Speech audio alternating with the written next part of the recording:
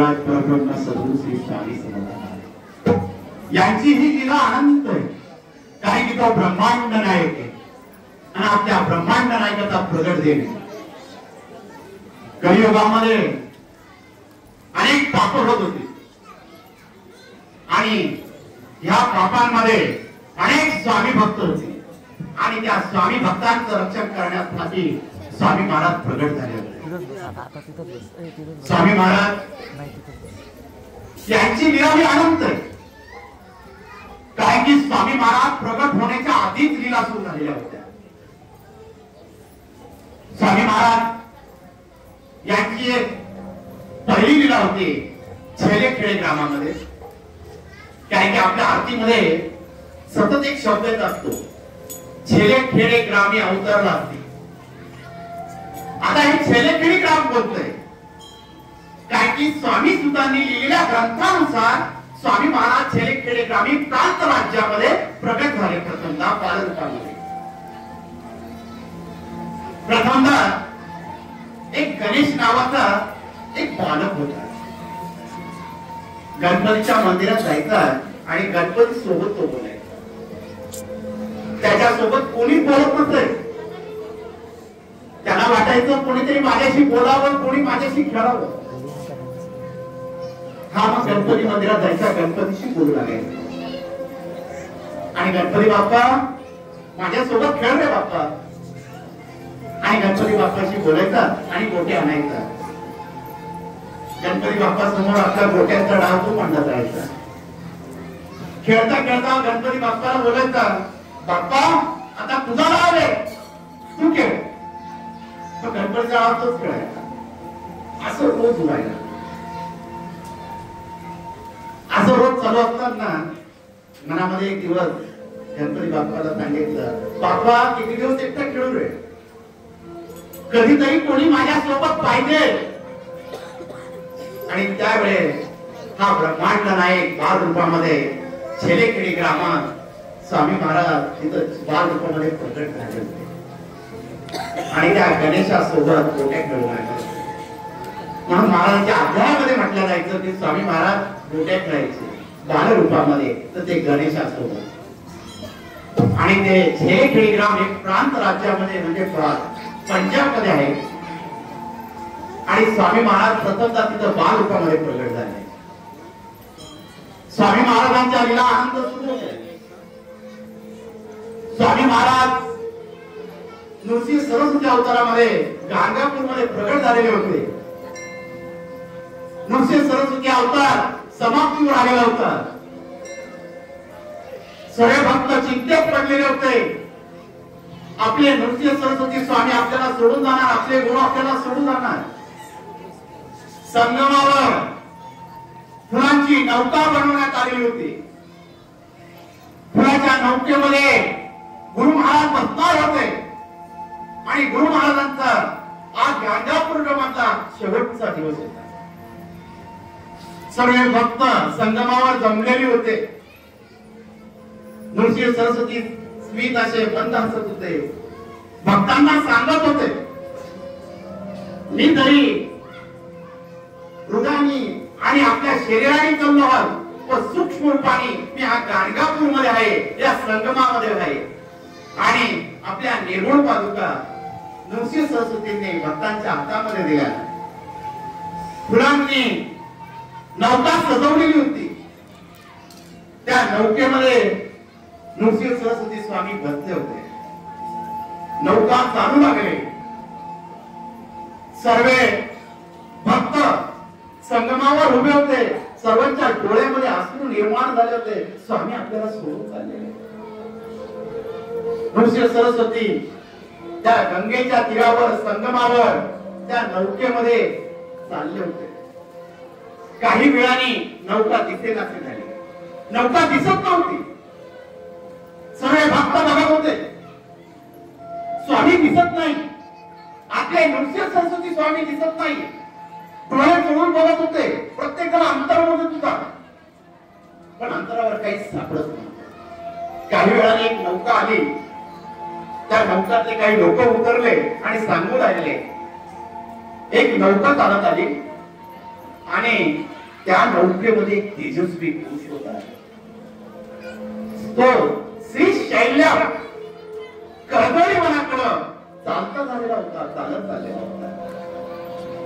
सुंदर असं हास्य होतं, बघत राहावं असं वाटत होतं त्यांच्याकडे. आणि तिथून ते गुप्त झाले.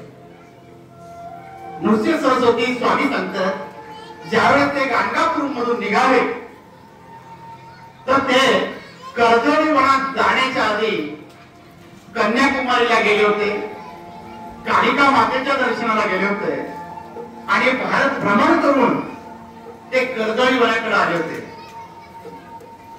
कर्दळी वनाकडे नृसिंह सरस्वती स्वामी आले आणि तपश्चर्येला सुरुवात झाली होती. एक भव्य वृक्ष होता. त्या वृक्षाखाली नृसिंह सरस्वती स्वामी बसलेले होते आणि त्यांची मुखामधून दत्त ध्वनी चाललेली होती. ओम द्राक्षरंजने नमः, ओम द्राक्षरंजने नमः. ही दत्त ध्वनी मुखातून निघत होती. त्यांचं ध्यान चाललेलं होतं. अंगाभोवती मातीचं वारूळ तयार होत होतं. तो भव्य वृक्ष वाढत चाललेला होता आणि नृसिंह सरस्वती स्वामींना त्या वारुळाने वेढा घातलेला होता. आणि त्या वारुळातून कधी कधी आवाज यायचा, ओम द्राक्षरंजने नमः. जंगलातून येणाऱ्या जाणाऱ्या लोकांचं लक्ष त्या वारुळाकडे जात होते की तो दत्त महाराजांचा आवाज येतोय, दत्त महाराजांचे स्वर ऐकू येत आहे. जो तो शोध घ्यायचा, पण दत्त महाराज कुठे काही दिसत नव्हते. आणि त्याचा स्वामी महाराजांच्या लीलेला सुरुवात झालेला होती. महाराजांनी उद्धवाला निवडलेलं होतं. एका उद्धवाच्या हातून माझा उद्धार होणार. हा उद्धव नावाचा लाकूड तोड्या आपल्या पत्नीजवळ गेला आणि पत्नीशी संवाद करू लागला. अगं, कधीचे लाकडं तोडलेले नाही होते, तेवढे लाकडं आपण विकले. आता परत एखादा वृक्ष बघितला पाहिजे, पैशाची व्यवस्था केली पाहिजे. तर आज मी जंगलामध्ये जातो आणि एखादा भव्य वृक्ष पाहतो आणि तो वृक्ष तोडून त्या वृक्षापासून जे लाकडं तयार होती ते विकून आपला उदरनिर्वाह चालू आहे. पत्नीने होकार दिला आणि हा उद्धव नावाचा लाकूड तोड्या जंगलाकडे निघालेला होता. जंगलाकडे प्रत्येक वृक्षाकडे बघत होता. प्रत्येक वृक्षाजवळ का कोणता वृक्ष तोडावा त्याला समजत नव्हतं. त्याला एक भव्य वृक्ष दिसला. त्या वृक्षाकडे तो बघू लागला. अरे, हा वृक्ष बघतोय, सुंदर असा वृक्ष आहे. आपण जर हा तोडला भरपूर लाकडं आपल्याला मिळतील आणि जर लाकडं तोडले तर आपला उदरनिर्वाह होईल आणि भरपूर पैसे आपल्याला मिळतील. म्हणून त्या वृक्षाकडे तो बघू लागला. हळूहळू वृक्षाजवळ गेला आणि वृक्षावर चढू लागला. हा उद्धव वृक्षावर चढत असताना आपली कुडाळ हातामध्ये घेतली त्याने आणि लाकूड तोडता तोडता हातातली कुऱ्हाड खाली निसटली. उद्धव बघू लागला. आपल्या हातातली कुऱ्हाड निसटलेली आहे आणि हातातली कुऱ्हाड निसटल्या त्या रक्तांच्या चिरकांड्या निघू लागल्या होत्या. हा उद्धव झाडावरून उतरला आणि त्या वारुळाकडे बघू लागला. ह्या रक्तांच्या चिरकांड्या कुठून निघताय. हळूहळू माती बाजूला करू लागला. माती बाजूला करत असताना त्याचा हात आता रक्ताने भरलेला होता. हळूच माती बाजूला करत असताना त्यातून एक तेज पुंज यतिराज प्रकट झाले आणि ते उभे राहिले.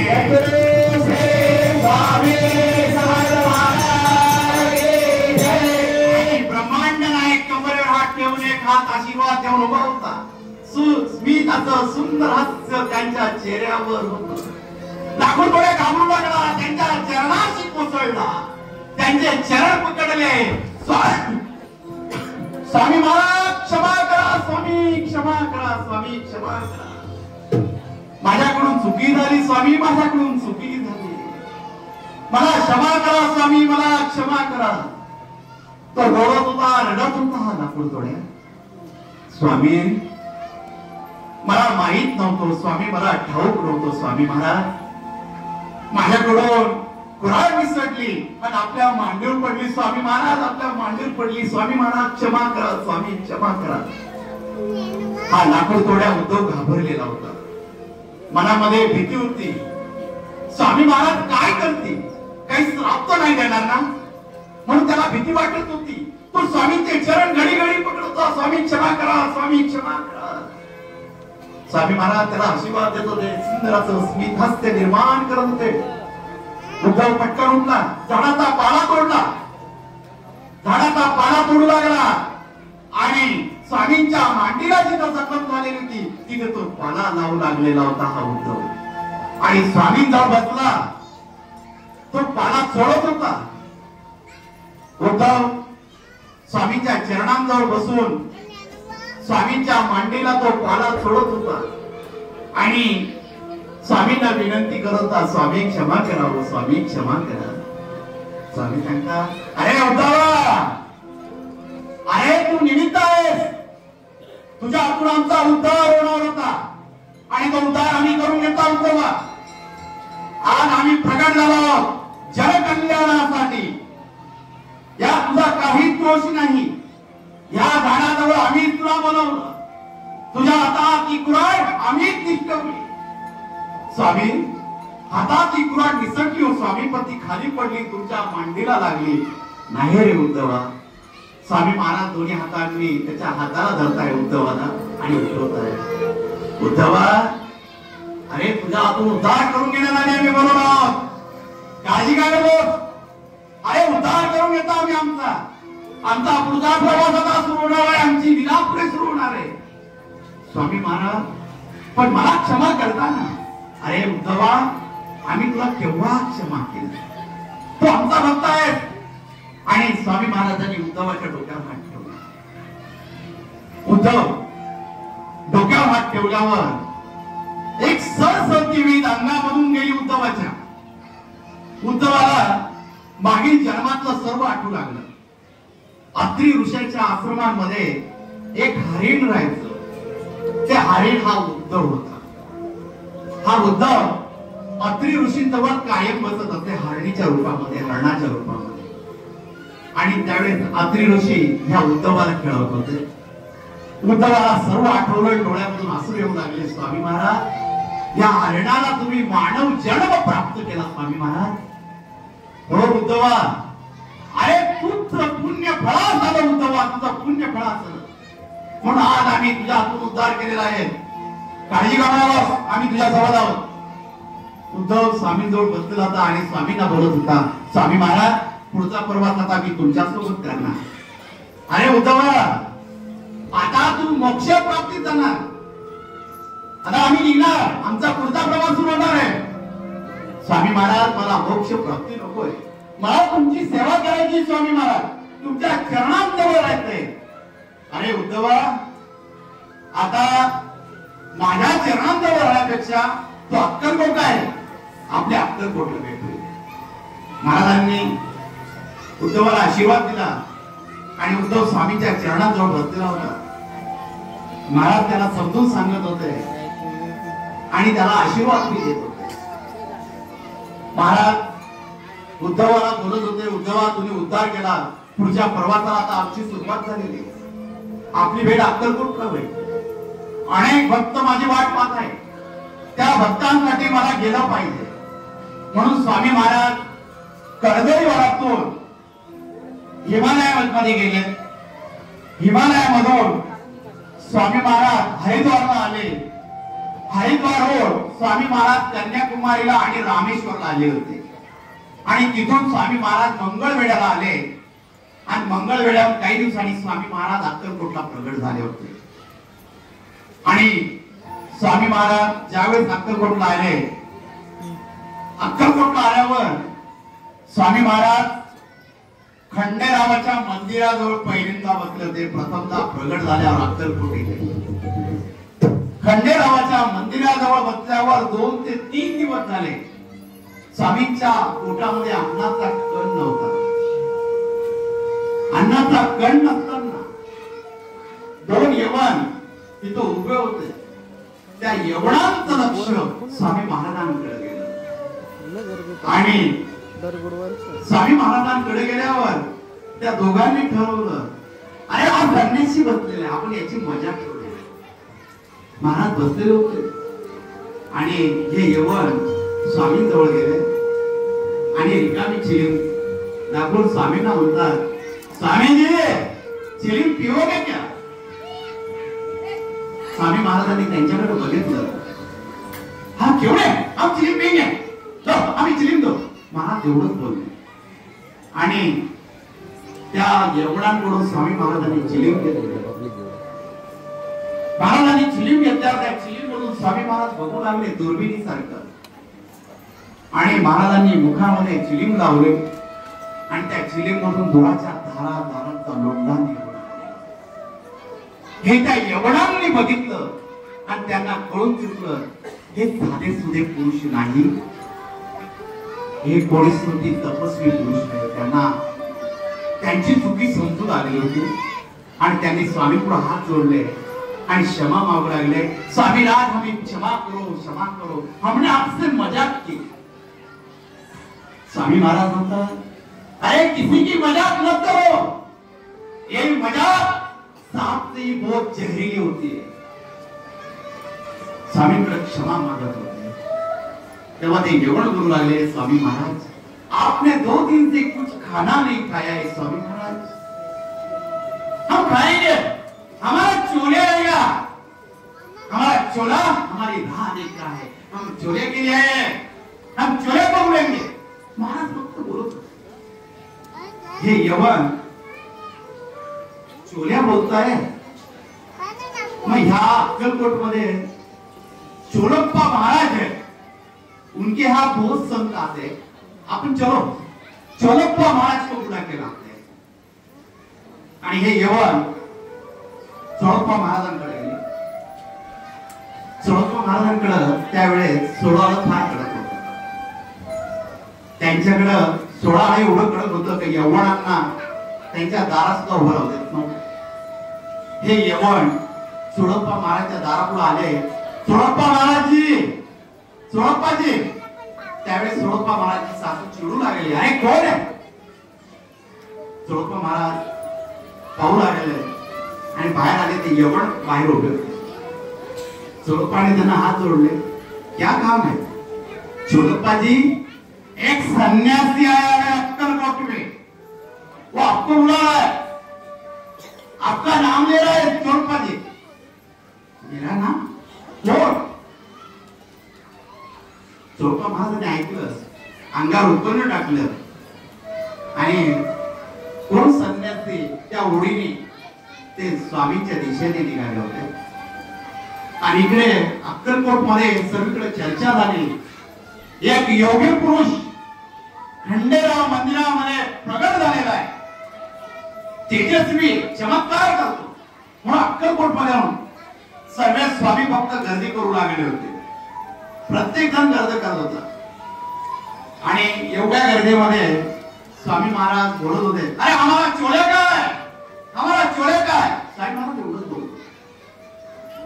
आणि थोड्याच वेळात चोळप्पा महाराज तिथं आले. चोळप्पा महाराजांना गर्दीतून वाट काढली आणि त्यावेळेस स्वामी महाराज स्मित असे मंद हसले आणि चोळप्पाकडे दोन्ही कमरे हात ठेवून बोलले, ए चोळ्या काय झालं?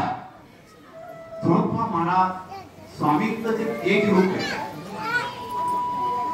स्वामीकडे बघू लागले होते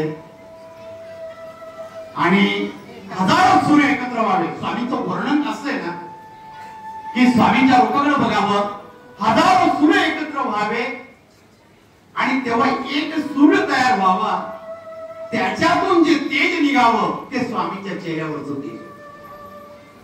ते तेज पाहून चोळप्पा महाराज भारावून गेलेले होते. ज्यावेळेस 2 मिनिट.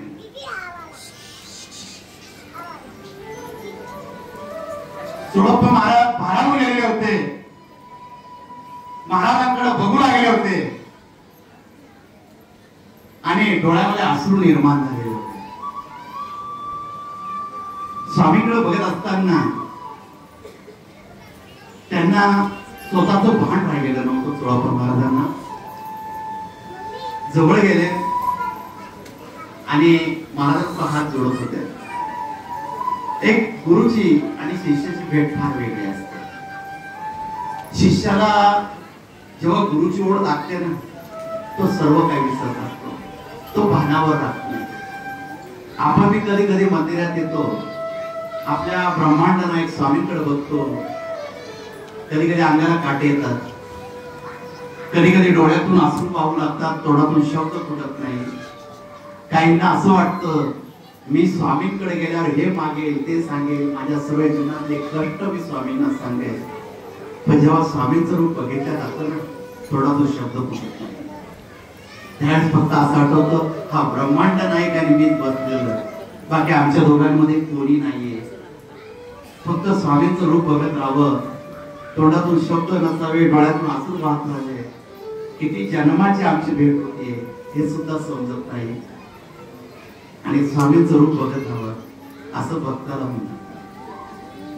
कारण की भक्ताची अवस्था तशी आहे. कारण की भक्तामध्ये देवाने तसं रूपच दिलं. कारण की आपण बघितलं, ज्यावेळेस सत्ययुग होतं, सत्ययुगाच्या वेळेस असुर वेगळे राहायचे आणि मनुष्य वेगळे राहायचे. त्यानंतर सत्ययुग आलं, सत्ययुगानंतर त्रेतायुग आलं. त्रेतायुगामध्ये असुर आणि मनुष्य एकाच ठिकाणी राहू लागले. त्या ठिकाणी राम या ठिकाणी होता, तर रावण त्या ठिकाणी, म्हणजे पृथ्वी एकाच ठिकाणी राहू लागले. त्यानंतर द्वापार युग आलं. द्वापार युगामध्ये असुर आणि मनुष्य देवलोक एकाच घरात राहू लागले. कृष्णाच्या घरी पहा, राक्षस बी त्याच घरात होते, असुर बी त्याच घरात होते आणि देव पण त्याच घरात होते, मनुष्य बी त्याच घरात होते. त्यानंतर कलियुग आलं. कलियुगामध्ये मनुष्याच्या शरीरामध्ये देव राहू लागला आणि मनुष्याच्या शरीरामध्ये असुर राहू लागला. म्हणून आपण बघतो की कधी कधी तोच माणूस असुर होऊन जातो आणि कधी कधी तोच देव होऊन जातो. तो त्याचे रूप कधी कधी बदलत असतो. म्हणून आपण कधी कधी हा माणूस अरे कधी कधी खूप चांगला आहे, पण कधी कधी त्याची असुर बुद्धी त्याला असुर बनवतात. आणि ह्या असुर बुद्धी काढण्यासाठी, ह्या भक्तांचं कल्याण करण्यासाठी हा ब्रह्मांड नाही अक्कलकोट लागला. स्वामी महाराज ज्यावेळेस अक्कलकोटला आले, चोळप्पा महाराजांकडे बघत राहिले होते. तो क्षण फार वेगळा होता अक्कलकोटसाठी. महाराज कमरेवर दोघे हात ठेवून असे मान उंच करून पूर्ण अक्कलकोटची पाहणी करत होते. प्रथमतः अक्कलकोटला आल्यावर पूर्ण अक्कलकोट मध्ये स्वामी महाराज बघत असताना चोळप्पा महाराजांनी चरण पकडले होते आणि महाराज चोळप्पा महाराजांना म्हणत होते, मागच्या जन्मामध्ये तू सराफ होता, फार सेवा केली आमची, त्या सभेचं फळ दिलं आणि तुला फळ देणार, तू सेवा कर, नंतर आम्ही तुला मेवा देणार. महाराज बोलत होते आणि चोळप्पा महाराजांचे असून थांबत नव्हते. एक यतिराज येत आहे अक्कलकोट मध्ये आणि भरभरून आशीर्वाद देत आहे. आपलं नाव माहिती आहे, मागच्या जन्मामध्ये मी कोणत्या जन्मा घेतलेला होता ते सांगतात ते. आणि तेव्हा स्वामी महाराज प्रथमतः चोळप्पा महाराजांना बोलले, चोळ्या फार भूक लागली रे, तुझ्या घरी जेवायला नाही. आणि प्रथमतः चोळप्पा महाराजांच्या घरी स्वामी महाराजांनी चोळप्पा महाराजांना खूप त्रास दिला, खूप परीक्षा बघितली. चोळप्पा महाराजांनी इतकी परीक्षा बघितली की स्वामी महाराज त्यांच्या चुलीमध्ये शौच करून देतात. कधी कधी चोळप्पा महाराजांच्या पत्नीने जर स्वयंपाक केला ना त्याच्यामध्ये पाणी ओतून देतात. कधी केलेला स्वयंपाक गाईला दारापुढे कुत्र आलं त्याला घालवत देतात. या त्रासामधून दिवस काढल्याचा तो चोळप्पा महाराजांनी काढल्याचा. कधी पत्नी रागवत असेल, कधी सासू रागवत असेल, त्यांच्याकडे लक्ष दिलं नाही. फक्त मला माझ्या गुरुची सेवा करायची, माझ्या गुरुचं मला प्रेम मिळवायचंय हेच मनातून मागत होते चोळप्पा महाराज. जरी स्वामी महाराजांपासून चोळप्पा महाराज दुरावले, ज्यावेळेस चोळप्पा महाराजांना कळून चुकलं होतं की स्वामी आपल्यापासून बाजूला होत आहे, तर चोळप्पा महाराजांनी महाराजांसाठी आधीच खड्डा खणून त्यांच्या दारापुढे. आणि दारापुढे खड्डा खणत असताना स्वामी महाराज त्यांच्या घरी आले होते. घरी आल्यावर महाराज म्हणे चोळ्यात काय करतोय? काय नाही महाराज, खड्डा करतोय. महाराज त्यावेळेस मनातून बोलले होते, तू काय माझ्यासाठी खड्डा खणतोय? मी तुझ्यासाठी आधीच खड्डा खणतोय. तर चोळप्पा महाराजांचं मरण हे आधी झालेलं आहे. पण चोळप्पा महाराजांनी स्वामीसाठी खड्डा खणला होता का की स्वामी महाराज ज्यावेळेस देहत्याग करतील त्यावेळेस स्वामी महाराजांची समाधी माझ्या द्वारापुढे व्हावी, ती इच्छा स्वामी महाराजांनी आली. स्वामी महाराज कर्दळी वनामध्ये प्रगट झालेले. आज सुद्धा कर्दळी वनाची यात्रा निघत असते आणि त्या कर्दळी वनामध्ये स्वामींचे पावलं उपटलेले दिसतात. त्या कर्दळी वनामध्ये स्वामींच्या काही खुणा तिथं दिसतात. इथे ब्रह्मांड नाही केलेलं आहे. आणि स्वामी महाराज ज्यावेळेस अक्कलकोटला आले, अनेक लीला स्वामी महाराजांनी केल्या. स्वामींच्या लीलांना आणतच नव्हतं, कारण प्रत्येक भक्ताचं कल्याण करण्यासाठी स्वामी महाराज अक्कलकोटला प्रगट झाले होते. आणि महाराज कोणत्या वेळेस काय लीला करतील हे सांगताच येत नव्हतं. महाराज कोणाचं 16 कडक असले तर स्वामी महाराज 16 पाळत नसे. एक भक्त होता, स्वामींजवळ बसलेला होता. सुंदर असं वर्णन केलेलं आहे गुरुलीलामृत मध्ये. आणि त्याची पत्नी 8 वर्षापासून काय बोलबाळ होत नव्हतं. तर ते तिथं बसलेले असताना स्वामींना विनंती करायची, काय बोलून जाऊ बोलून जाऊ. तर महाराजांना हक्काप्रमाणे स्वामी भक्त बोलायचे. त्यावेळेस त्यांचा स्वामीवर हक्क वाटायचा का माझे गुरु आहे. तर तिथं ती स्त्री बसलेली होते, मेनकाबाई तिला म्हणायचे. ती स्वामीजवळ बसलेली असते. तिला वाटलं माझ्या मनात स्वामींनी ओळखलेलं. त्यावेळेस ती स्वामींना रागवले, स्वामी तुम्हाला द्यायचं असेल तर द्या ना, काय परीक्षा पाहता? घडीकडे मारायचं बसवता, सेवा करून घेता. तर त्यावेळेस स्वामी रागवून बोलायचे, नाही देता तुला काय करायचं करून घे. स्वामी महाराज असे बोलायचे. आणि नंतर प्रेमाने जवळ करायचे, मेनके तुझी ओटी आम्ही म्हणून देणार आहे, काही बरोबर. हे स्वामी महाराजचे शब्द असायचे. म्हणजे महाराजांनी प्रेम बी अक्कलकोटला खूप दिलेलं आहे. महाराज जरी रागवायचे पण वरून प्रेम सुद्धा भक्तांना खूप द्यायचे. तो ब्रह्मांड नायक असायचा. त्या ब्रह्मांड नायकाने अनेक भक्तांना प्रेम दिलेले, अनेकांची जोडी करून दिली. आणि आज त्या ब्रह्मांड नायकाचा प्रगट दिन आपल्या मठामध्ये साजरे होते. आणि त्या स्वामी समर्थ महाराजांचा प्रगट दिन आपण आज नाट्य रूपांतर मध्ये साजरा केलेला आहे. ही स्वामींची लीला या मठामध्ये अनेक दिवसापासून चालत आलेली आहे. आणि आज या स्वामी लीलेसाठी प्रगट दिनासाठी आपले नाशिकचे भक्तिदास महाराज सिंहस्थ कुंभमेळा अध्यक्ष त्यांनी खास भेट आपल्या मठाला दिलेली. एका सर्वांनी त्यांचं स्वागत म्हणून एक योग बघा, एक अनुभव बघा. सर्वांना सांगतो मी, प्रयागराजला आपल्या मठातर्फे कुंभ स्नानासाठी स्वामी भक्त सर्व आम्ही गेलो होतो. आणि तिथून गंगाजल आणलं. सर्व सुरगाणा तालुक्यामध्ये गंगाजल वाटलं.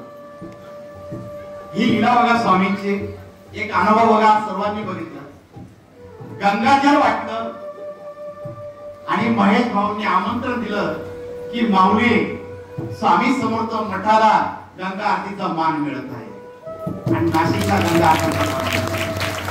आणि स्वामी समर्थ मठाच्या हस्ते नाशिकला गंगा आरती झाली. सांगायचंय, ज्या नाशिकला ज्या गंगेवर सिंहस्थ कुंभमेळा भरतो, आपण प्रयागराजहून गंगाजल आणलं आणि गंगा आरतीचा मान नाशिकला मिळाला.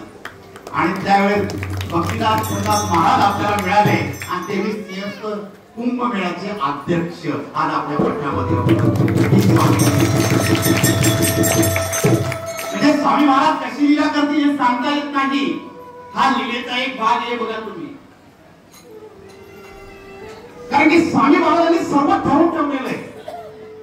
आपला कुठे संबंध येत नाही, काही येत नाही, पण आयुष्याचे काही क्षण असतात की ऋणानुबंध असतात, ते असे जोडल्या जातात. आणि आज महाराज आपल्या मठामध्ये आले. मी शत प्रणाम त्यांना करतो की त्यांनी मान देऊन आज आपल्या मठाची शोभा वाढवली. आणि प्रगटदिनाच्या दिवशी अनेक नाशिकहून सर्व ठिकाणून स्वामी भक्त आले. कळवणहून आले, सटाण्याहून आलेले आहेत, मालेगावहून आलेले आहेत, लासलगाव, पिंपळगाव, सर्व ठिकाणून स्वामी भक्त पेटून सुद्धा आलेले. आणि आव्हाना, देवळा, सर्व ठिकाणून आज स्वामी भक्त आलेले आणि गावातले सुद्धा स्वामी भक्त आलेले. कारण की त्यांना ओढ देखत लागली की माझ्या ब्रह्मांड नायकाचा आता प्रगट दिन आणि त्याचा वाढदिवस आहे. आणि त्याच्या वाढदिवसाच्या दिवशी आपण सर्वजण जमलो आहोत त्या ब्रह्मांड नायकाच्या दर्शनासाठी. सर्वांचा मी आभारी आहे. सर्वांनी स्वामींच्या प्रगट दिनाच्या दिवशी हजेरी लावली आणि ब्रह्मांड नायकाचं असं तेजस्वी रूप आपण बघितलं. आणि स्वामींच्या जी द्राक्षाची आळस असते, जे नाशिकचे स्वामी भक्त आहेत मंगेश जठार यांच्याकडून असते दरवर्षी. स्वामींनी त्यांच्या आयुष्यात 4 वर्षापूर्वी भर भरून दिलं म्हणून त्यांनी ह्याच मठामध्ये कबूल केलं. स्वामी महाराज या मठातली द्राक्षाची आळस मी दरवर्षी करेल आणि ते दरवर्षाप्रमाणे आपल्या मठामध्ये द्राक्षाची आळस करतात. आलेले नाहीये, त्यांच्या काकू वारल्यामुळे सुतक असल्यामुळे ते आज येऊ शकले नाही. पण त्यांनी त्यांच्या मित्रांना पाठवलं होतं, दुपारी ते निघून गेले. तर एकदा त्यांच्यासाठी आपण ते जरी नाही येत त्यांच्यासाठी एक स्वागत म्हणून त्यांना एक टाळ्या वाजवून त्यांचं स्वागत करूया. आणि आपलं जे प्रगट दिनाच्या दिवशी सकाळची फराळाची व्यवस्था आणि सकाळी संध्याकाळची आत्ताची रात्राची भोजनाची व्यवस्था, जे अन्नदान आहे ते उत्तम शेठ पगार्या फॅमिली, धर्मशेठ पगार्या यांच्या फॅमिली कडून आहे, यांच्या कुटुंबाकडून आहे. एकदा त्यांच्या सुद्धा